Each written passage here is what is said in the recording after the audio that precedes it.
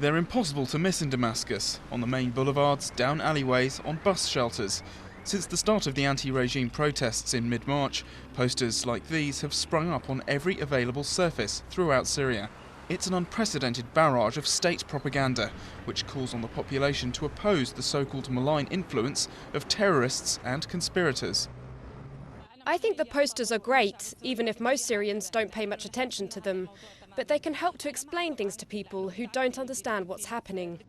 This billboard spells out a definition of liberty, reading, "Freedom begins with national unity." It's certainly a different version of liberty than the one expressed by the demonstrators. These ads have been pushing the message that the freedom being demanded by protesters would in fact lead to dangerous anarchy. The people took to the streets demanding freedom, but they don't know what freedom is. We went out onto the street and did a survey. We saw many people. They have defined the word freedom. On the street and on television, the propaganda machine is associating the anti-regime protesters with terrorism, filling the airways with burning wreckage and piles of weapons. To counter these visions of violence and chaos, patriotic symbols of peace and stability are linked to President Bashar al-Assad.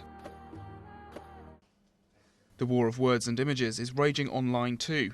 In a residential neighbourhood of Damascus, Ammar, George and friends spend day and night on Twitter, YouTube and Facebook. Their goal is to trace and expose what they call the protesters' lies. But their pet hate is the Al Jazeera TV network, which they accuse of giving the protesters too much airtime. It did a 180-degree turnaround, and all this within 24 hours.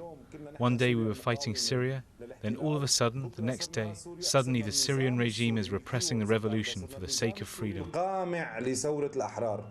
The regime and protesters present black and white versions of the truth, and the virtual absence of international journalists in Syria leaves the field open to social networking and video sharing sites to do the job, albeit without any independent verification of the opposing accounts.